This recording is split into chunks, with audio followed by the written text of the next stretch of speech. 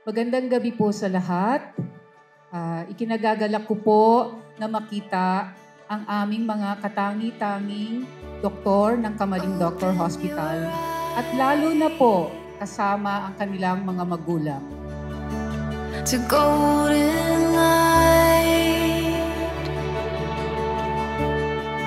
there's a world of wonder painted in the sky. Ano ang kukunin mo sa college? Ang sabi niya, Daddy, magdo-doktor ako.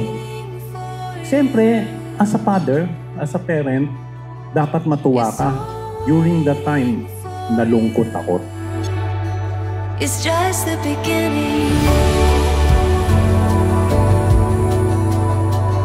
Hindi natin kaya yung med sa UST. Pero pag nag-PLM ka, baka kaya ko. So, good enough.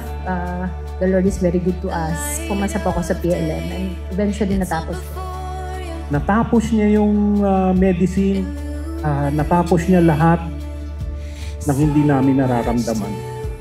Nairaos namin, hindi ko nga alam kung paano namin nairaos yung pagiging doktor niya. It's just the beginning. Lumaki po ako, hindi ko na-feel kahit kailan na may kulang. Hindi ko po na-feel na parang kulang yung baon ko or bitin yung tuition ko. Kasi she would always tell us, mag-aral lang kayong mabuti, ako nang bahala.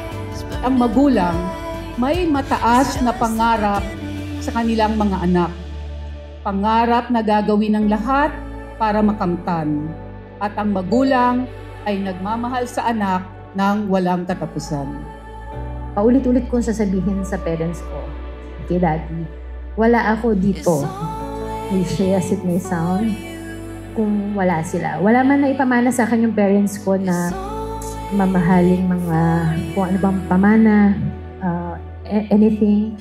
Yung education, sobrang grateful ko. Pinag-aral ako ng magulang ko. So, kung ano ko ngayon, it's because of my parents. So, Mommy and Daddy, thank you po.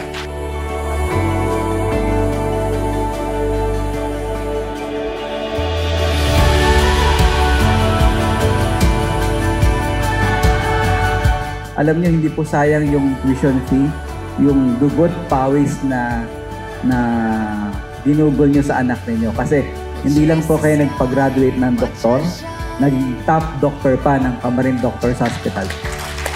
And with that, thank you very much po sa inyong lahat and good evening.